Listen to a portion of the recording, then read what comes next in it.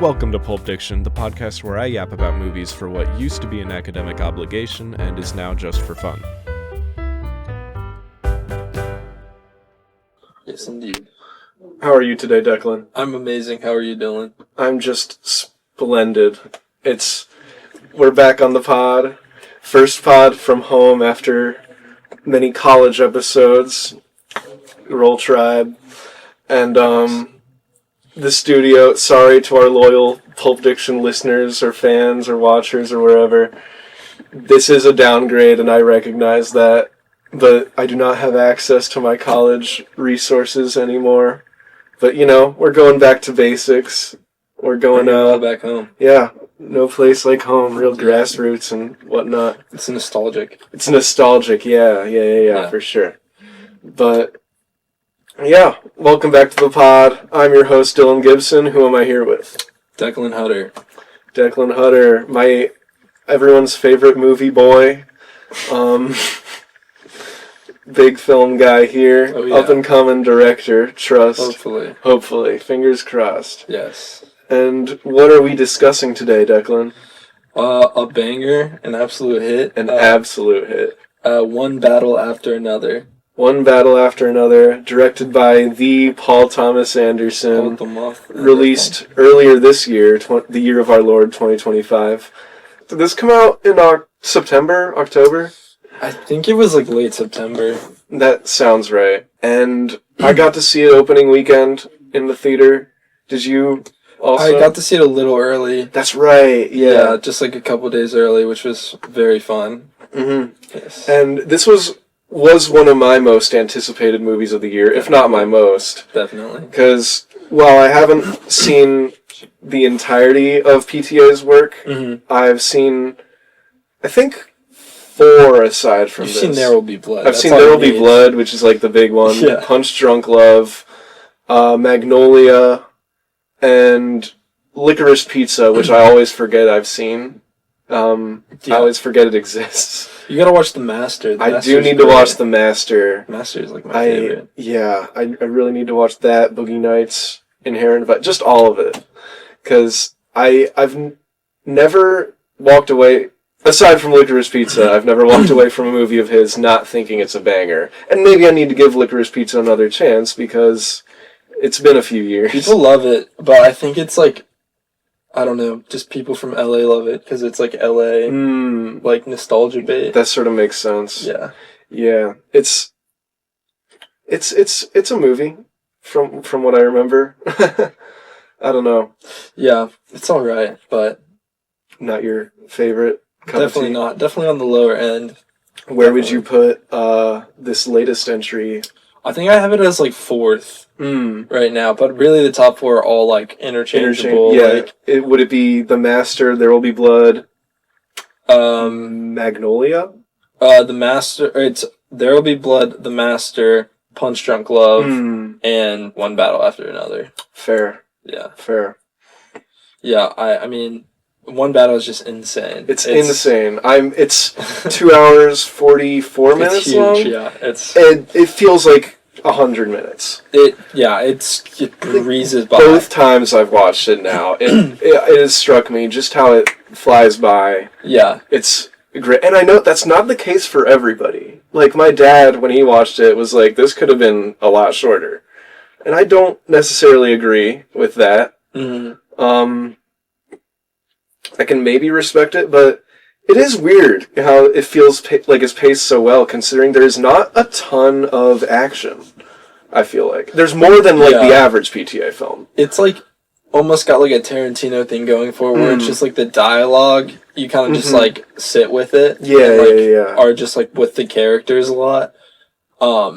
Which I think that's what makes the ending so good, despite, the lack of action, Yeah, totally.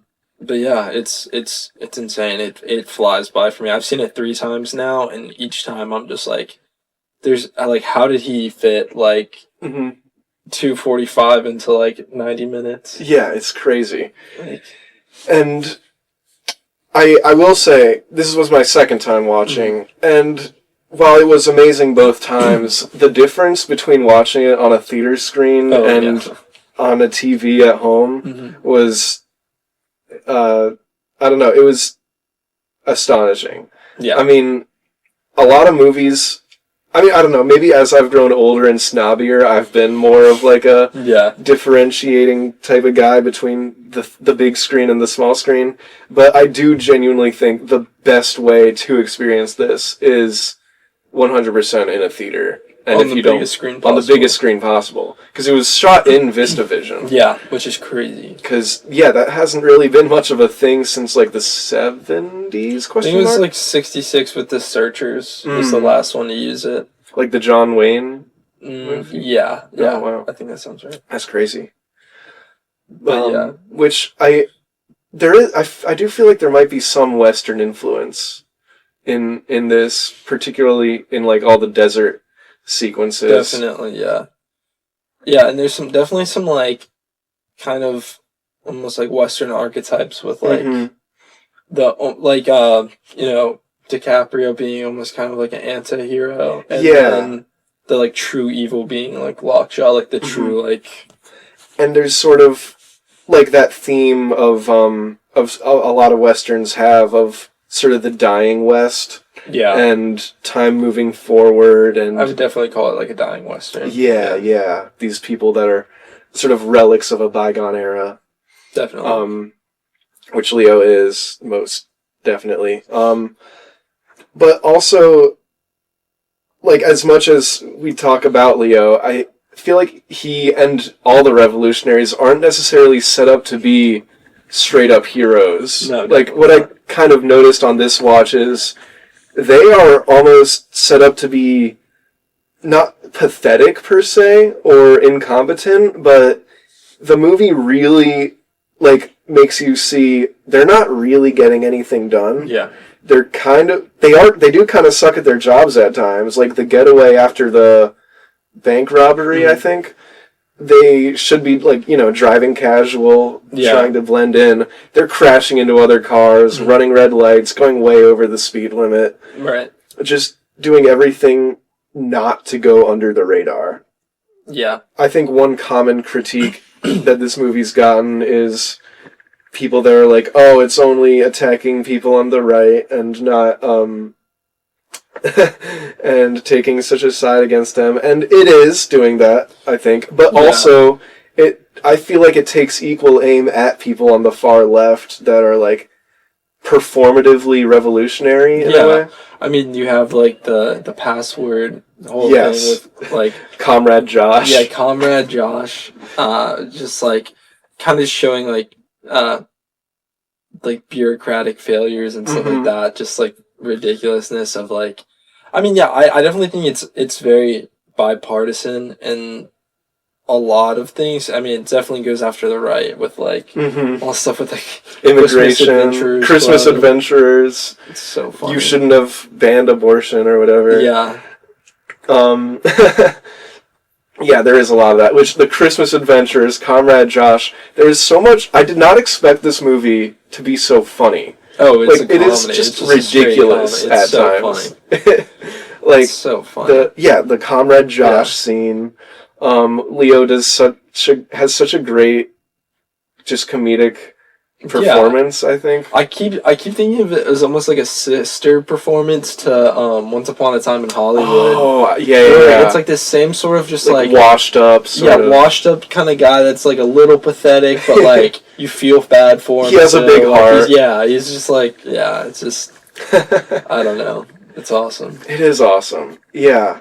I think one thing I've thought, which a lot of people don't necessarily have this take, I feel like, is that Sean Penn was actually really, really funny. At least in certain points. Oh, I thought he was hilarious. I thought he was hilarious. I walked out of the movie, I'm like, this guy is like a Tim Robinson character. He's like channeling RFK. Yes. Too. It's like a RFK Tim Robinson. But then I hear some people like, he's the scariest villain since Hans Landa. And I'm like, I don't know, it's very interesting, because I almost wonder, like, maybe the same things I find hilarious are the thing, as I don't know, are the things that, someone else would find terrifying, because he's acting this way, yes, and it's ridiculous, yes, but he has so much power, and he takes himself so seriously. that I kind of understand why someone would be scared of that.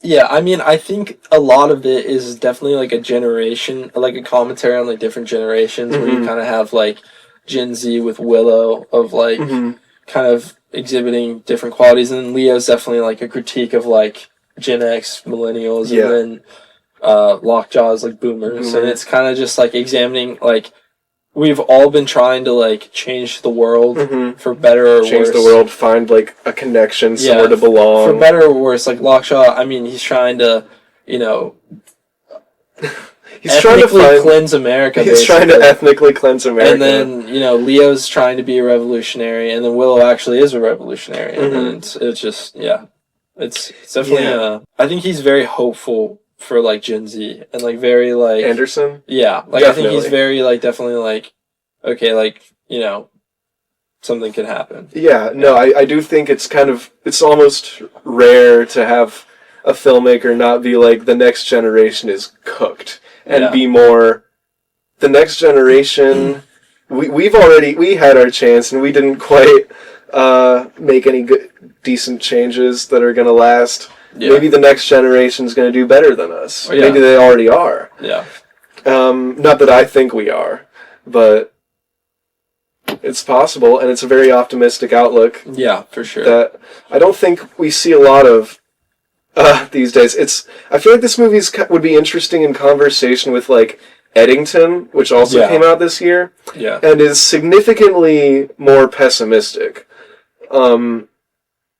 Particularly about the future.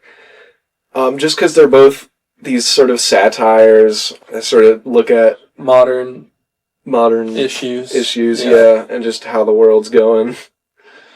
Yeah, I definitely think, Eddington is a lot more, like, we are all cooked. Yes. I think One Battle is a lot of, like, our generation is cooked in this current world, but, like, it's kind of already not our time. You know what I mean? Like, it's, like, accepting. There's, at least in Leo's character, there's definitely, like a reflection accepting, of, like, he's not the revolutionary he used to be. Yeah.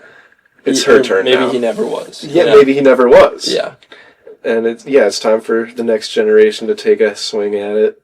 Yeah. Maybe they'll do better. Maybe they won't, but they can try. Yeah. And that's nice. I don't know.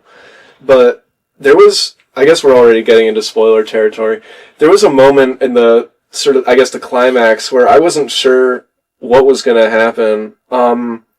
After the car chase, which is magnificent, by the way. Willa has just killed the Christmas adventurer, and Leo's there, and she's freaking out. She's got her gun pointed at him, and he's trying to get her to trust him after she's just gone through all this trauma. I wasn't sure whether or not she was going to shoot him. Yeah. Because she was just so messed up by all the events that took place. Definitely. Yeah, I think, he's very, PTA is definitely a very intentional filmmaker. Mm-hmm. So I think when you have that, like, moment of, like, pause, it's like, it's not just a coincidence. Mm-hmm. I like for sure, like, especially on, like, second or third viewing. So the first time I was kind of like, okay, like, maybe it's just a little bit of melodrama, like, it's just drawing it out. But, no, I mean, it really is, like, you genuinely, like, oh my god, she's gonna shoot the guy. Yeah. For a solid second there. And you have her screaming, "Who are you?" Because she genuinely doesn't know. She's assumed this was her dad her whole life, just to find out it was Lockjaw. He's just some guy. He's just some guy. You know what I mean? Yeah, it's like, it's definitely a reflection of that. And one criticism I've seen is that Leo, like, doesn't actually do anything to save Willa. That's the whole point. Yeah, that's the point.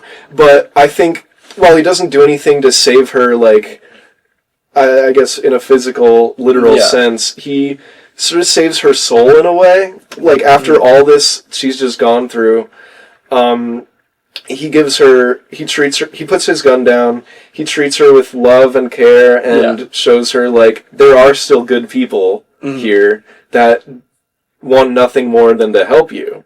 Yeah. And embraces her and makes sure she doesn't turn out like her mom did, or like her dad did, even. And I don't know. I love the climax. Yeah.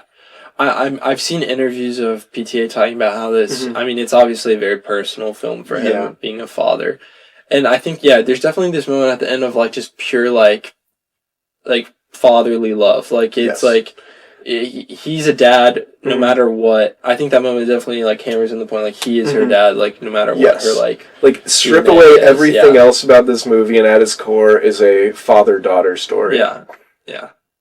And that, I don't know, that's nice. That's what Phoenician Scheme was trying to be. Yes, which they actually had to pause filming for a few months because Benicio had to go do Phoenician Scheme.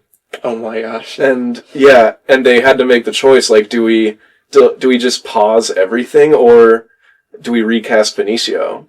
Oh dang. And they decided, let's not recast Benicio. I think I'm trying to remember where I heard that. It was because I watched a couple interviews with PTA. One of them was with Steven Spielberg, which was really cool on Spotify. Anyway, Phoenician Scheme, another father-daughter movie from this year. It's been a crazy year for movies. Yeah. Wes Anderson. I really liked it. I don't think it was as good or successful as this. Not that I didn't love it.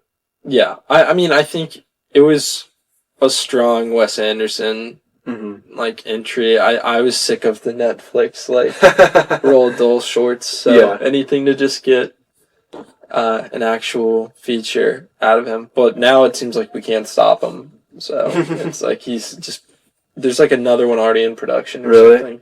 Yeah. Another thing I like really paid attention to this time was the score. Yes. It's insane. It's like if it doesn't win best original score, like, what are we doing? I think it's probably going to go to, like, K-pop Demon Hunters or something. But like, you think so? Probably, but, I mean, Johnny Greenwood went off. Johnny Greenwood went score. crazy, which, he's collaborated with PTA before, right? Yeah, he's done, like, his last few movies. Okay. Yeah, like, I love... Since Phantom Thread, I think. Okay. Have you seen Phantom Thread? I have not. That's a great one. The piano in some scenes, like, it's so simple, but it's so effective. It conveys this sort of anxiety at times, or, I don't know. Like, what was your favorite soundtrack moment? Honestly, some of the scenes with Tiana Taylor, when she's talking about being a mother with, like, the guitar, it's, like, almost hypnotic. Those are great. Yeah, and, like, all these indirect, like, character when Leo's shushing Charlene or Willow, and he's like, don't worry, baby, and then like you see her face harden because she's like jealous, so you like see the jealousy. It's so good. It's such a fascinating line to me. Yeah. I should not, like, I feel guilty. I shouldn't be jealous of my own child. Yeah, he's always exploring like just insane dynamics like all the time. Like the Master is all about what it means to serve a master, and it's like okay, yeah, it's these weird like kind of like very cerebral like ideas he keeps exploring with like realistic characters. It's cool though. No, it's interesting. This last semester I took an interpreting literature class awesome. where the focus was on bad mothers in literature. And when she said that line about feeling jealous, I'm like, my professor would be eating this shit up. And I never got the chance to talk about it with her, but I would be interested to know what she thought. But it is interesting to think about Tiana Taylor. I mean, she's just a fascinating character to begin with. But to think about her in the context of like Perfidia Beverly Hills, like half the names in this are insane. Yeah, they're awesome. But thinking about her in the context of motherhood, I guess, as an institution, and how she's as a person. She says it herself, she puts herself first, and she refuses to conform to absolutely any institution in any way, shape, or form whatsoever, even if that institution is something like motherhood, where she should probably be caring for this child. Yeah. She refuses to do what's expected of her. And that's sort of her biggest strength as a revolutionary, and her biggest weakness as a human being. Yeah, I agree. It's her performance. It's just a small role relatively in the film, but it's like every She time haunts she's the on entire every narrative. time she's on screen, she's like the focal point. Yeah. It's she's definitely, it's insane. The bank robbery scene is one of my favorites, Yes. where she ends up killing the like police officer on It is. duty. And, It like, is also setting it. interesting that the one guy they kill in the robbery was a black man. Yeah. And with Jungle Pussy. Yeah. That was a crazy name. I think some of those names are from the book it was adapted Yeah, from. loosely like, based on Vineland. Vineland by Vineland. Thomas Pynchon. Which I'm very curious to read now. Yeah, I want to. I guess Anderson had wanted to adapt it for a while. He adapted like Inherent Vice is another. Okay, I was gonna ask. Yeah, so I would be curious to read the source material because I know it's a loose adaptation. Yeah. The book came out in 1990, I believe. Yeah, and it takes place during the 80s, like early 80s, I think. Yeah. I mean, I can definitely like see the areas where like the narrative kind of like holds it, but it's like Anderson's story, you know what I mean? Like 100%. he completely does It's his own very thing. much his own. This is well, while no two PTA films are alike, I feel like you know it when you see it. Oh yeah. Like, what do you think makes this distinctly Paul Thomas Anderson, and like no other director could have done it like he did it? I mean, he does Altman style really well, and I think if anyone else did it, they wouldn't be careful enough for it to not come across as like mockery or like parody. Yeah, right. But he takes like styles, and this is the true with all of his film, is like he's like pretty much this is his first like modern, like contemporary set story in a while. But pretty much all of his films have been period pieces or like genre pieces that he like molds to be completely his own. Like it's never like a straightforward like yeah. So I think this is kind of like it's the summer blockbuster, but but Paul Thomas Anderson's twist. Yeah, on it. and I mean, there's long takes. There's like, you know, the main character's stoned half the time. Yeah, it's an examination of, like men and like the lengths they'll go to like reach their goals, which is a common, you know, like through line in his work. And then it's also, you know, a family story. Yeah. And a story about a lot of things, a lot like race, sex, like politics, everything. No, it's like, like you said, it's a family story. The movie I walked out of this thinking about the first time was Finding Nemo more than anything. Because, I don't know, both are movies about, like, a father and his child who, the father's traumatized and he's got all this going on behind him, and they kind of lose track of each other, go their separate ways, and have their parallel adventures. Yeah. And by the end, they reunite. And I haven't seen Nemo in a long time. Yeah. I mean, you got the basic points. Yeah. But this is sort of PTA's weird R-rated Finding Nemo in that sense. Yeah, it's weird because it's like this could have been PG-13, I think, if not for the first 30 minutes. Yeah. But the first 30 minutes are pretty, like... You have language all throughout. Oh, yeah. Sex scene, violence. But, yeah, they do make the choice to make it R. And, I don't know, just to ground it in realism, I guess. But also, like, elevate the satire in some ways. It's just, like... PTA, like when you're like an auteur, you're just gonna do whatever. So. Yeah, right. I think it is a very satirical movie. Like we've talked about the humor. I think Spielberg compared it to Dr. Strangelove. But yeah, I don't know. It just everything's very exaggerated and blown up in a way that comments on less exaggerated and less blown up, very real issues. Yeah, I think all the stuff with like the military and sort of it shows like their exploits of power and things like that. It's very like tongue in cheek. Like in that like he's like, well, I'm not saying anything overtly bad because no one's like we're gonna. It's like all done so casually in the film that it's like he's not making a definitive statement. It's up to you to interpret It's up it. to But, yeah. I mean, with context, it's pretty obvious what's going on. Right. Yeah, it is like it feels so topical. The very beginning, they're blowing up like an immigration detention center. But this was definitely filmed before the current administration was in place, right? Wouldn't it? Yeah, I think so. Yeah. I mean, at least most of it. Most of it, at least. Yeah. I mean, it's probably also retrospectively too. Like I don't know. A lot of the same things have happened in like the last 10 years where it's like, I don't know, but, yeah, shoot. Yeah. There. And then I had, oh yeah. So the Christmas Adventurers. Let's talk about the Christmas Adventurers. Dude, it's so funny. And also, have you seen, The Chair Company? I've been slacking lately, but I was keeping up with it. But the dude was Sandy. Sandy was in it. The dude with like the bubbles. Yes.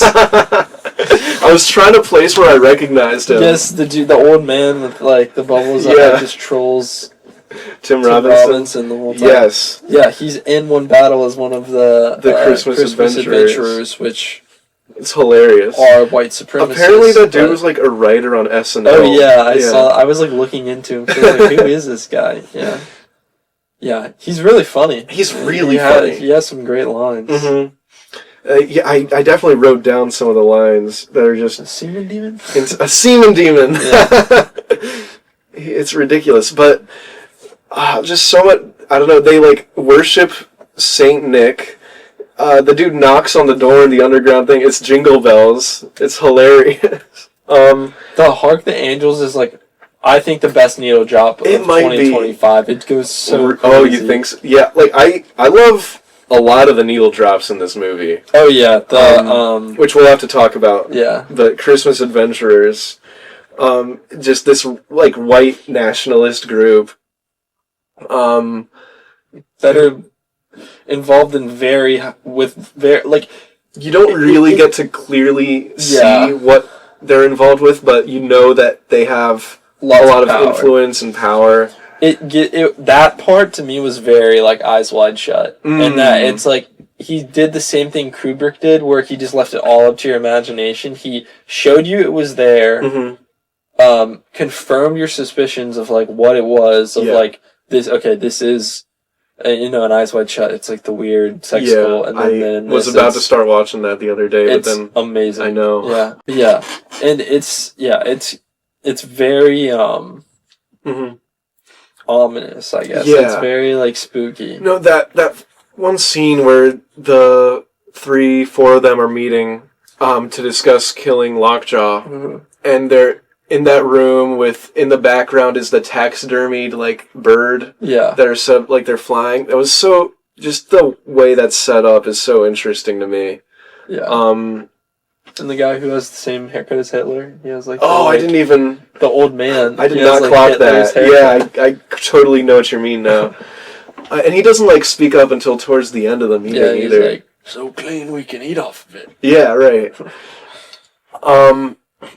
But yeah, and these guys talk about all this stuff like being racist and killing people so casually. Yeah. Like, I don't know. They're just friendly... guys, he's got his little Patagonia vest. Yeah. Well, this could mean a shortage in chicken. Yes.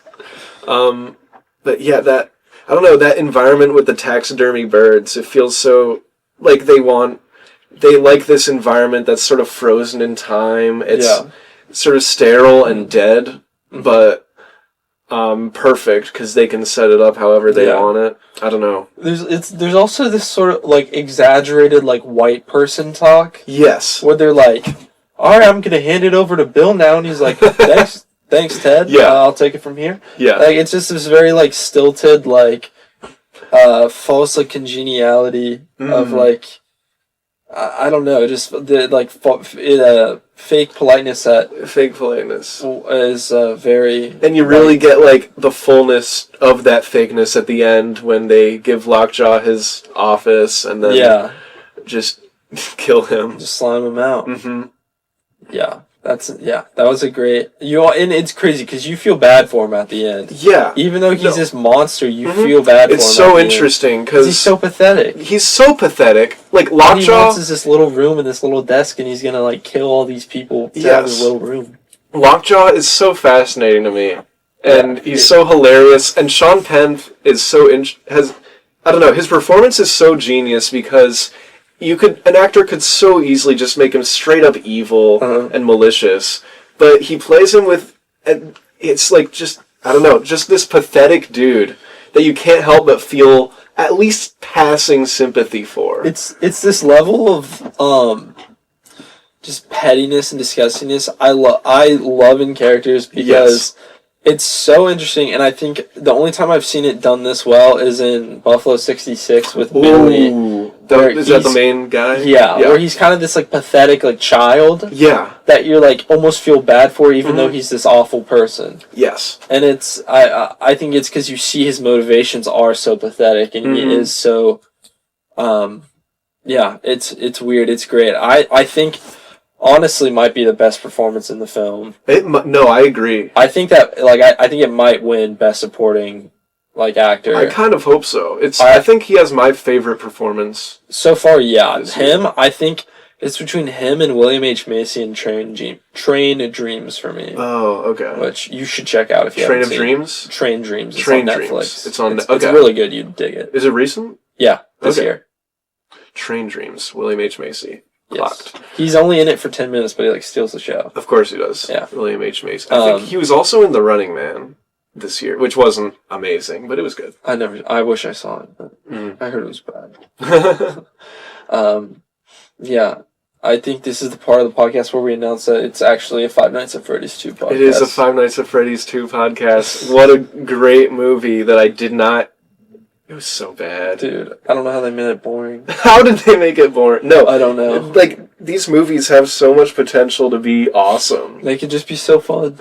But they could. But no, instead Scott Cawthon has to write his dog butt scripts. All this stuff. People were praising this stuff with, whatever his name is, William Afton. Really? Yeah, I think he's terrible. He's a terrible actor. Matthew Lillard? Yeah. Wow. Okay. So you're on Team Tarantino then? No, I would never be on Team Tarantino, but I mean, no disrespect. But no, I just don't think I think it's probably just the dialogue. I feel like it's the direction more than anything else. Yeah, because all the acting in that movie is kind of terrible. God, the kid. The main. I kind of hate her, and I feel like a bad person for hating her. No, I hope she doesn't have a career, bro. I cannot stand her.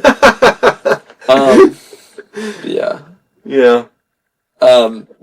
Okay. So, do you think? I think this has definitely. It's between this and Marty Supreme for Best Picture. Yeah. No, I think it has a lot of potential to win. Yeah. I do think there's also a possibility they go with Sinners. I don't think they will. Just as a political pick more than... Not that I didn't like Sinners. Check out the Sinners episode with my friends Catherine and Kit. But I don't think it's Best Picture material. I know you're not particularly fond of it. I don't like Sinners. Hot take. But... I don't know. I think they might give it to... I feel like it's Paul's year. I think it might be. I think they're going to give it to him. Because has he ever gotten one? No. Wow. In the last few years, it's been almost like an apology tour for the Oscars. Sean Baker got his... Brendan Fraser. Jamie Lee Curtis. They love... patting themselves on the back after... Yeah. Oh, we should have given you this 30 years ago. Yeah, right. So, yeah. I don't know. I think it'll go to him. I don't know. I've been hearing insane things about Marty Supreme. Some of my friends have seen it early. I really want to see it. Half and half on which one's better. Really? Yeah. Okay. But consistently 5 stars. Mm-hmm. Everyone I've seen. That's great. I mean, yeah. I'm so excited. Timmy Chalamet, I think he's going to get Best Actor. Best Actor. Mm. I think he's going to be He's, I don't know, he was sort of getting clowned on a lot, at least a year or two ago, but, I genuinely think he's become, one of my favorite people in Hollywood right now. Yeah, I mean, I definitely thought he was annoying for a while, just Yes. because, like... He is kind of pretentious. Well, not even just that. I think it's just, like, the roles he Yes. gets are, like, this very, like, artsy... Like, a lot of them early on were, like, artsy A24, kind of, like, indie stuff. But now, I mean, I don't really think, like, Paul... Like, I think this is going to be, like, the most defining role for him. For Timmy? For Timmy. I think Paul Atreides is, like, good, but it's, like, not him. But it's not... Yeah, I it's not him. But I think, honestly, Leo might get a nom, but I don't think... I think so, too. I don't think it'll go to him. No. I don't know what else it would go to, though.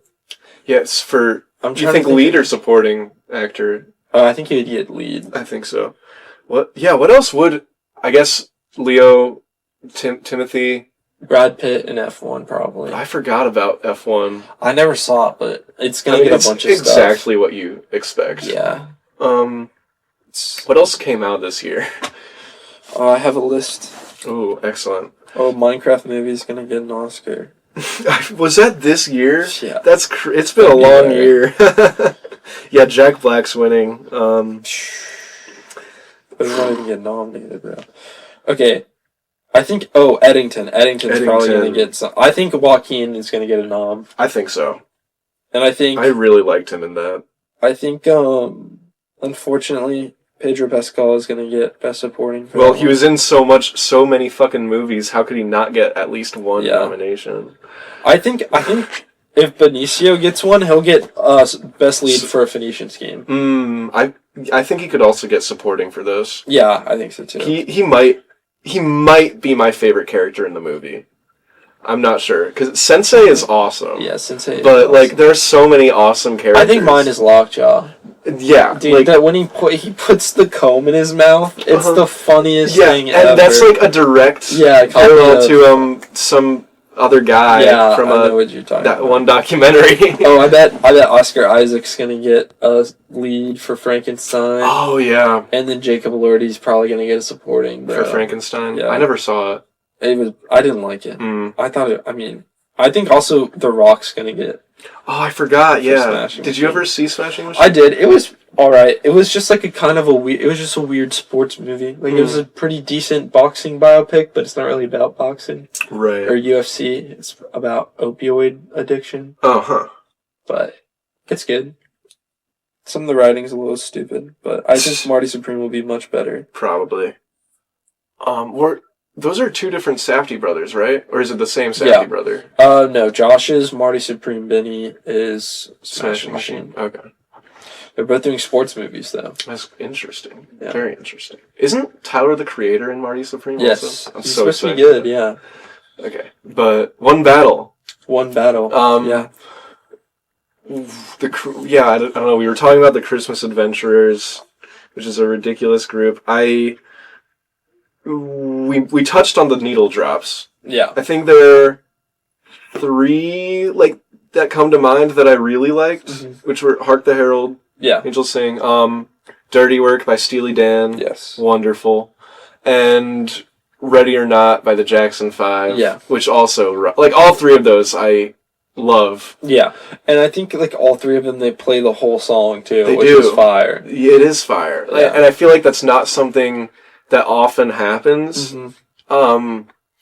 So I don't know if he just wanted to really, get his money's worth out of the song, or if it was more of a choice, but they work so well. They add so much to the scene.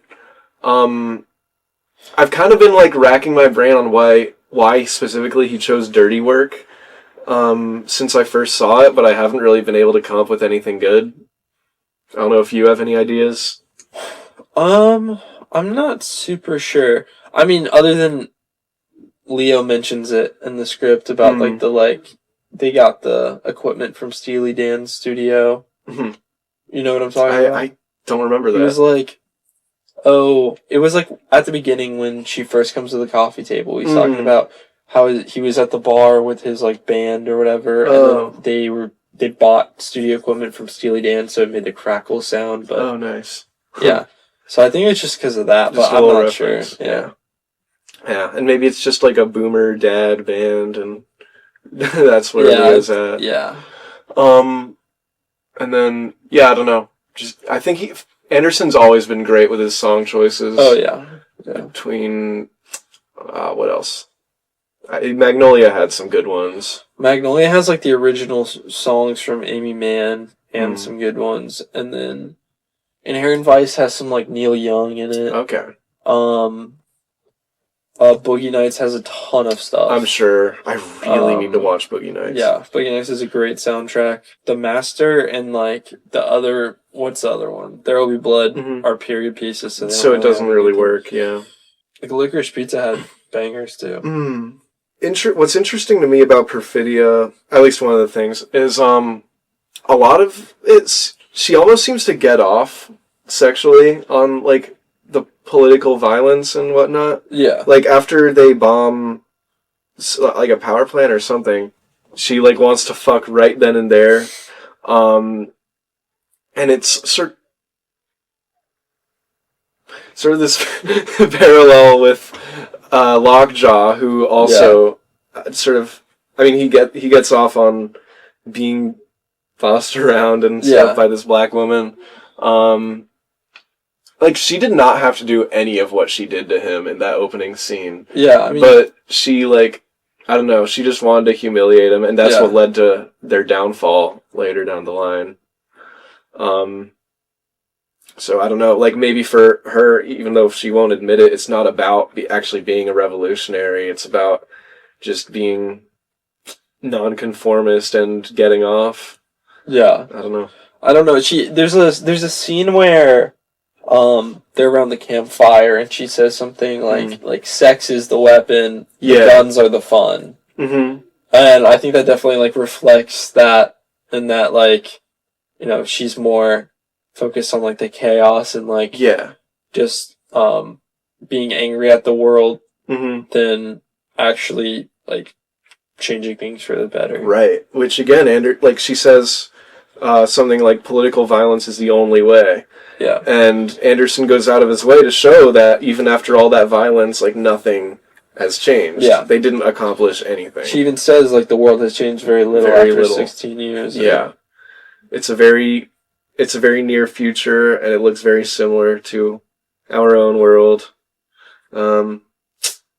Which the teenagers in this movie were... I was struck by how realistic like a lot of the interactions were. Yeah. Singing Mo Bamba in the school dance. Yeah. Shut up and dance. Yeah. I like, he's like, do I look like your parent? And he's like, kinda. Yeah. Like that kid, Bluto, yeah. He did not little fucking freak? Give a gaff the entire movie. It was tough. Yeah. Leo's also hilarious in this movie. Oh my gosh. Whatever you do, I'm gonna do that to your entire fucking family. Yeah. I'm not talking to you, SA. Get in the car. What's up, homie? Yeah. We're talking about freedom, baby. Freedom. Yeah. No, I don't know. I did like, I don't know, I appreciated the use of shut up and dance, because like that's kind of what What's-Her-Face was telling Chase Infinity to do. Just shut up and dance with her in a way. Like come with me if you want to live. Yeah. True. But I don't know. Chase Infinity. She was really great. Was this her first time in a feature debut? Feature debut in PTA is like crazy. Yeah, right. But she was fantastic. Yeah, she's great. I appreciated that her character is sort of a grounded, like, fairly normal person in a movie filled with, like, ridiculous people. Yeah. I don't know. I appreciated that. Yeah, I think also there was a lot of opportunity for her character to kind of come across as, like, corny or, like, maybe a little, like, over the top, especially at the end with, like, the revolution thing where she's, like, going in the... But Be careful, she won't. Yeah. That part I kind of hate. I just like, why, bro? But yeah, I think she did it well. Like, definitely, you felt like it seemed like she was genuinely passionate about it, and not just like trying to. And you really like get a feel for her like just being frustrated with her dad. Yeah. Because like after the time skip, you get to see Leo interact with his daughter, and he's so pathetic. Yeah. He's such a beta. He just lets he lets his daughter walk all over him. Yeah, what a cuck loser. What a chud. Yeah, chud. That's my favorite word ever. I love chud. You're such a chud, bro. I'm such a fat fucking chud. Dude. But, no, he's like, you're right, you should stand up for yourself. Yeah.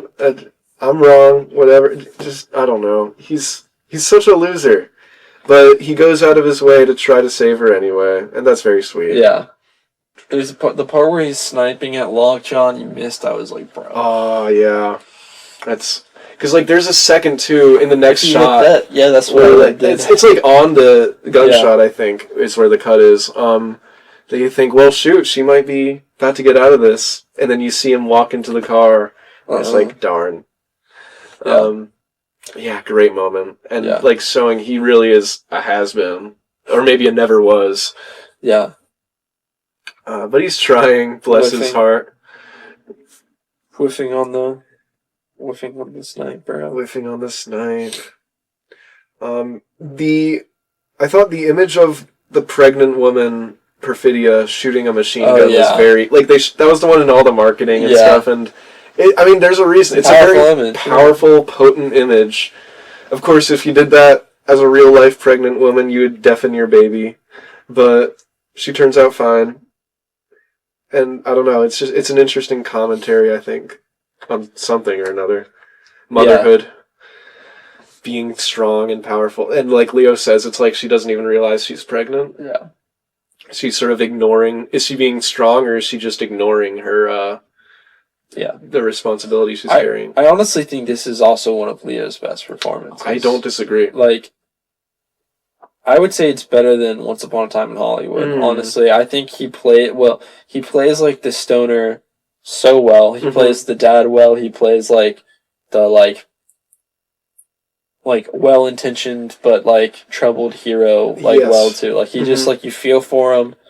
You're always engaged with him as a character. He never feels like disconnected. Like he always feels like, I don't know, like they're with you. One moment I've seen a lot of people mention was when he's talking to the guys asking if they saw a truck or a car go by, and he does like a whistle to he speaks like very choppy Spanish. Oh yeah. Un hombre malo. Yeah. Una niña pequeña. Por favor. I don't know. But he does this like whistle that's apparently very real. To like talking to groups of Hispanic gentlemen like that. I don't know, and it's those little touches. Yeah. That are just great. And it's a great comedic performance too. Oh yeah. Like running through dojo, very physical, just jumping on the floor. Performance was insane. The way he walks, just carries himself in every scene is ridiculous. I'm not gay. I'm not gay. I'm not homosexual. If that's what you're asking. I loved watching this in a theater. Yes. With a buddy because we were dying at that part. Yeah. Oh my goodness. It's hilarious. He's so terrified of not being taken seriously. Yeah. At every turn that he makes himself. Daddy time. Yeah. Right. It's insane. Yeah, it's awesome. It's such a... He definitely locked in for that one. I don't know. I don't know if it is anywhere as good as I Am Sam, but... I haven't seen it. I haven't either. Just heard good things. Wonderful things. You never go full... You know what I mean. Yeah. Yeah. I love Sean Penn like casually grabbing a battering ram from his truck. Oh yeah. When the door won't open and Perfidia's run to Mexico. An underrated moment I love is when he's like yelling at the kid to get off the phone and Leo is like trying to plug in the phone. He's like, I'm not on the phone. Like, yeah, it's like not the wrong guy. Yeah. Or like when he's like, I don't know what time it is, and then 8:15. Yeah. Oh, Comrade Josh. Yeah. That's so funny. Obviously, you don't have kids, you fucking idiot. Yeah, because what is it? Like, time isn't real, but it controls us anyway. Time hasn't been invented yet, but it controls us anyway. Yeah. Yeah, again, that's another of, like, Leo's finest acting moments in the film, I'd say. His frustration frustration so real. makes those scenes. It's so real. Yeah. Someone said it's the best depiction of, like, forgetting your password. Yeah. And I can relate to that because I often forget my passwords. Yeah, I do. I like Leo being all, like, performative liberal at the parent-teacher conference. Yeah. Ben Franklin. Vape. Yeah, he hits the old Grand Wizard Ben Franklin. Grand Wizard. You're teaching them the right history. Slave owners everywhere. Yeah. Like, just this virtue signaling that's not actually going to matter or make a difference, but he wants to feel like he's doing something anyway. Yeah. He starts crying when the teacher says she cares about being a good student, because I think what he hears is she's sheeple. Like, yeah, a good student is someone who conforms to society or whatever, and he doesn't like that. Yeah. But obviously she does end up being more revolutionary. Yeah. Battle of Algiers. Leo watches that. I haven't seen it. I really need to. It's sick. I feel like it's supposed to be referenced throughout this. Yeah, Viva la Revolution. Viva la Revolution. The original title, I think, was going to be a reference. The Battle of whatever, Backton Cross was the original title, and which is a reference to Battle of Algiers. And just this theme of the French 75? Yeah, French 75. And just being revolutionaries. And I think Leo watching that movie is sort of him living his yeah, definitely. Living out his old vicariously. Living vicariously. Oh, I love how steady the long tracking shots with Sensei are, while Bob's just freaking out. Yeah. Losing his mind. I think a common theme in Paul Thomas Anderson films is, like, faith and religion, particularly American Christianity, and it's not nearly as prevalent here as somewhere like There Will Be Blood or Magnolia, but I feel like it's there. Oh yeah, I mean, like the dojo has like a cross in it, and they go to a church. Beaver. The Sisterhood of the Sacred Beaver.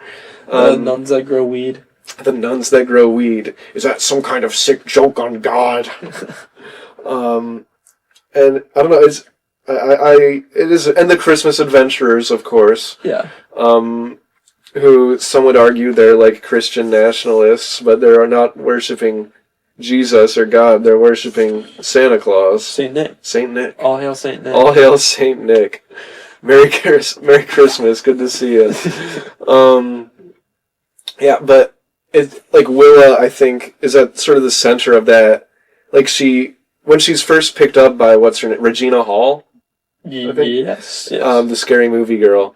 She's supposed to have faith that this person, it's someone she should trust with her life, because she said the words, she had the sound thingy, but she keeps her phone on her, she doesn't fully let go, she doesn't take that like leap of faith just yet, which is sort of what she does at the end. Like, she has faith that Bob is a person that really does want what's best for her.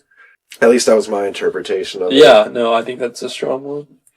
I think PTA is always pulling from these, like, kind of, like I said, broader, more, like, heady ideas of, like, what does it mean to be faithful? What does it mean to be a servant? What does it mean to be, you know what I mean? Like, and kind of just exploring them through, like, the logical decisions characters make and why it's logical in their situation. Like, I don't know. It's like, I think he's just, like, a very smart writer. Definitely.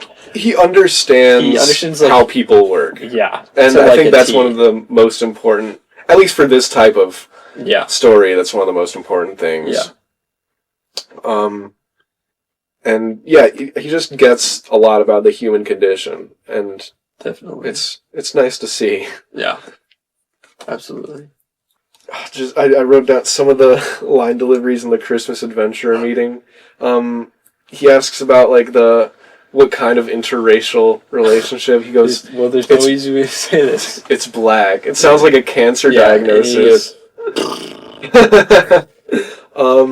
They talk about Jungle Pussy and how she got killed. He goes, oh, no more pussy. No more pussy. Yeah. So deadpan. And then shot of Willa later on that echoes with the machine gun at the nunnery, echoing that of her mother. And there's an interesting moment in the hospital after Bob gets busted, which another funny part where he's like trying to keep up with the skateboarder dudes. Oh yeah, and he just falls and eats crap. Eats crap. He gets tased. Yeah. It's great. But he goes to the hospital, and the nurses, like, give him an out. Yeah. With the, I don't know. Bad hombre. Bad hombre, yeah. And, I don't know, it almost reminded me of Andor, which is another thing that's come out in the last few years about revolutionaries and politics and whatnot. Yeah. And there's this... You didn't watch it, did you? I've seen, like, parts of it, and I know the general story. Mm-hmm. There's a theme, or a line in Season 2, I think, that's code. It's, I have friends everywhere. Yeah, I've seen that. That's, that's sort of the theme I see in the nurses, is these revolutionaries have friends everywhere that are going to get them out, and help each other out one way or another. And... Andor is another really interesting, I feel like it's similar in a lot of ways. Yeah, definitely in, like, political commentary and satire critique and stuff. Yeah. Yeah, no, definitely. It's like, I don't know, it's just a movie that the more you think about it, the bigger it gets. Yes. And the more, like, little rabbit holes and pathways it looks into. And yeah, definitely. It opens so many doors. Like, yeah, I think one of the biggest metrics I sort of rate movies by is, like, after I've been thinking about it for some time, do I like it more or less or the same? Definitely. And One Battle, it's definitely more for me. Yeah, every time I see it. I don't know. It's really great. I love a real ponderer of a movie, but also so excited for Marty Supreme. I'm so hyped for Marty Supreme. I'm gonna end up seeing it like 3 times. Do we know what PTA is planning to do next? I'm not sure. Yeah. He usually takes, like, a good amount of time between projects. Because his last one was what? Inherent Vice? No, Licorice Pizza. Licorice Pizza. Again, I always forget about it. 2019 or 2020? It was one of those, I think. I think it was 2020.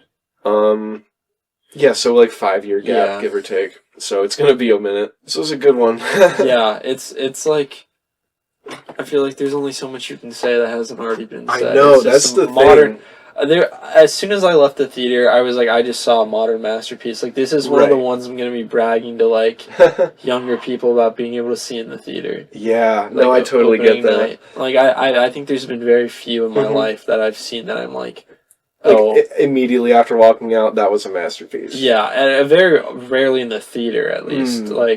I've seen many great movies on my phone and, like, on my TV, but you don't have the same feeling. It's such a sadness that you think you've watched a movie on your fucking telephone. I've seen all the David Lynch movies on film now. It's okay. I've seen them on their true form. Ooh.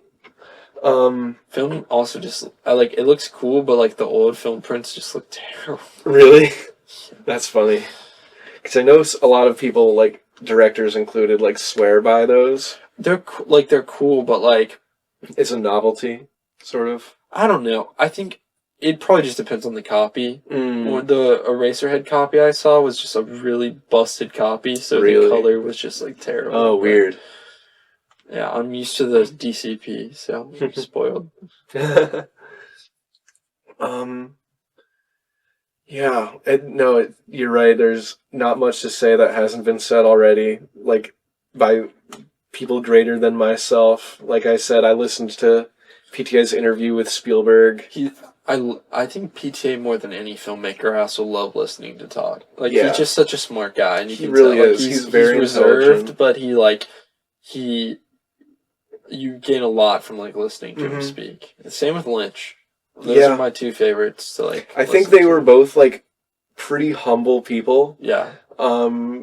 They just their hearts making movies. They love their art form. Yeah. And they love what they do, and that's nice. Yeah, not Tarantino, bro. Not Tarantino. He's also, like, there are so many shitty performances in Tarantino movies. Like, I'm sorry, there are, like, there are parts in Kill Bill that are cringe. Like, and I know it's supposed to be over the top, and I love Kill Bill. Don't get me wrong, course. it's amazing. But like, I don't think he's like the objective opinion on actors. Like, I don't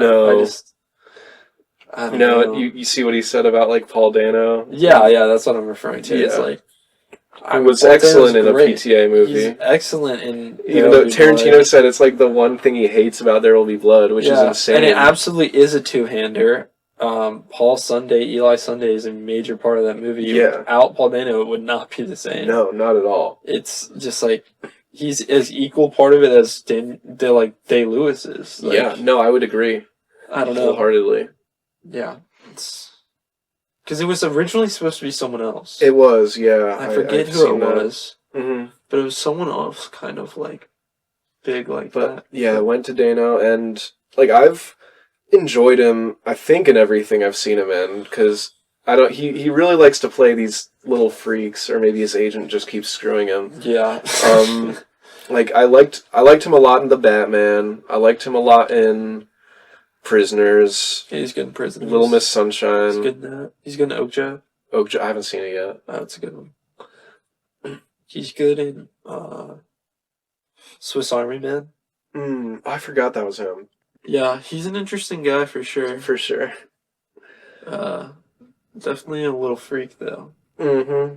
But we love a little freak. Yeah, I don't know. Do you have a lot more to say about the movie?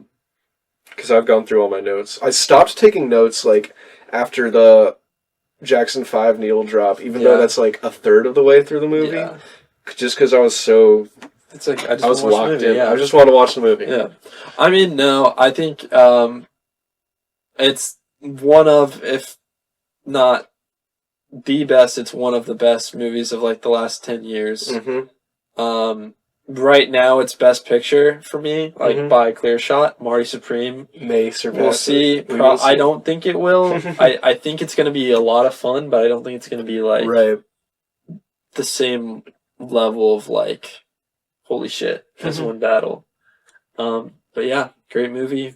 10 out of 10. It's great. Watch it with many friends. Watch it definitely watch as much as you can. I will say I feel like I was teetering on like a 9 or 10 out of 10 when I first watched it, but like I couldn't think of any reason not to give it a 10. Yeah. Especially like considering the pacing just felt so breakneck. I've just never seen anything like it. Yeah. I've never seen anything like similar to it at all ever. So I don't know, when someone is able to do something like that, it feels more and more rare. And I'm very grateful. And I'd say I've been very grateful, like, this year for theaters in general, that movies like One Battle... Well, I say movies like One Battle in that they're not like other movies. Yeah. Can still see the light of a movie theater. Yeah. Between that and, like, even something like Friendship. Yeah. Is very uniquely itself. Eddington, I know, is kind of controversial. A lot of people didn't like it, and I understand. I loved it, but I understand why a lot of people didn't like it. It's definitely not everyone's cup of tea, but it was very original, and I appreciated that. It was just so accurate. It was just like, that's exactly how it was to be alive in 2020. Yeah. Like, that's what it felt like. Mm-hmm. But turned into like a nightmare comedy. Yes. It was great. What else came out this year? Smashing Machine, like you said, but like No Other Choice. It's Park Chan-wook. Oh, it's really good though. It's great. Yeah, I feel like I saw something about that. Did that get a theater release here in the States? I don't think so, but they showed it at my school. Nice, that's cool. Yeah. I really wanted to see Hamnet. Oh, I want to see it too. I think they're probably gonna put all that stuff on HBO Max. Probably. I need to see Begonia too. I really liked Begonia. You really like? I need to see it still. Yeah, no, like Hamnet wasn't playing in any theater near my school. Dang. And like that really hurt my English major heart because it's about Shakespeare. They're definitely gonna put that shit on HBO Max. I'm sure of it. And Paul Mescal's from what I've heard, probably getting a nomination. Yeah. I just want to watch all the Best Picture noms except unless Wicked 2. I don't want to watch that. No. I didn't see the first one, and I don't want to dedicate 6 hours to Wicked. No, yeah, they're not short is the thing, and I don't know. I liked the first one. I'll probably watch. I'm sure it's fun. I need to watch the second one. Are you like a musical person or? I mean, I think I like La La Land. I like Singing in the Rain. Mm-hmm. The big two. Yeah, I've seen like the two that are like accepted as good. Mainstream. Yeah. Yeah. I'm not a hater. It's not what I usually look for. And that's fair. Yeah. Hamilton's kind of cringe, but it's cool. It's cool in its own way. Yeah. There's some cool moments. It has its moments. Yeah. Yeah. Well.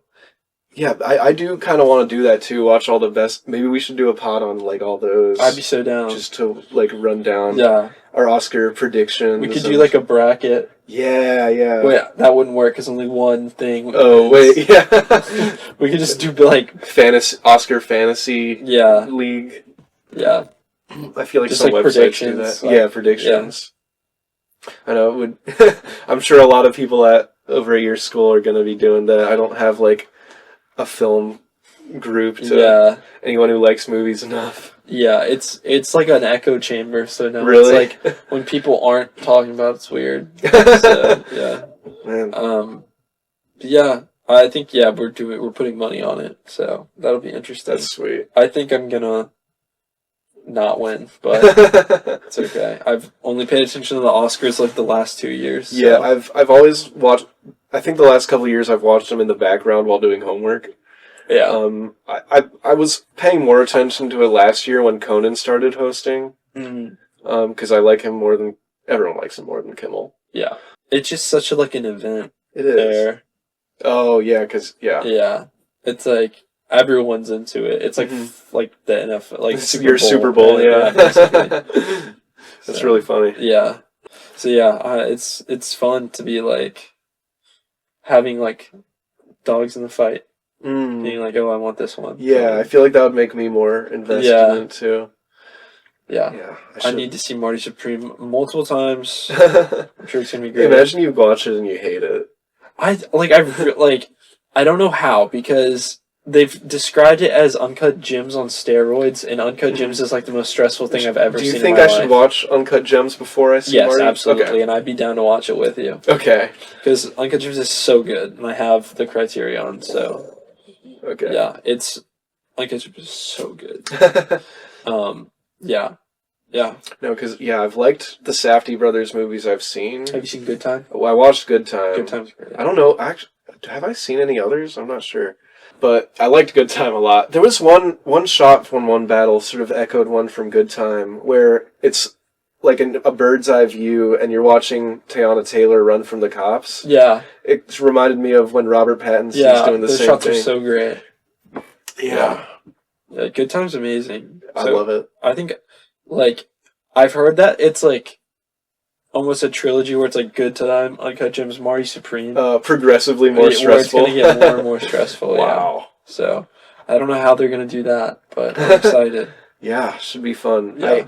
I kind of, a part of me wants to see it like on Christmas Eve when it comes out. I know. Because like last year I watched Complete Unknown on Christmas Eve when it came out. Fire, yeah. So I think it would be funny to do like 2 years in a row, watch a Timothy Chalamet movie on Christmas Eve. I wish I would, or could. I'm in Netflix, or not. What am I saying? I'm in Netflix. I'm in Lynchburg with my grandparents. So. Oh yeah. That should be good though. Yeah. But let's see. Okay, I guess we can wrap up the recorded speaking. Sounds good. It's been one battle after another. Thank you for having me. Thank you so much for coming on, Declan. It's always a pleasure. Of course. Good to be back in the home studio. The stew. Back on the dick. And that's what we... And thank you for listening and watching to the pod. Subscribe on YouTube, hit a like, hit the bell for notifications. Follow on Spotify, rate 5 stars. I think we're at 4.8 right now. Share this with your mom. Share this with your mama and your daddy and everybody. I know some of the guests have gotten their moms and parents and step-parents into the the pod. So maybe, yeah, share it with all your family members. Put it on at Christmas. Put it on at Christmas. We have Christmas. We did the holdovers last episode. Watch that one. No, watch this one. This is basically a Christmas movie. You have the Christmas Adventurers. Yeah. So Hark the Angels is in it. It's a Christmas movie. And yeah. What else? Follow on Apple Podcasts, and that'll do it. Subscribe.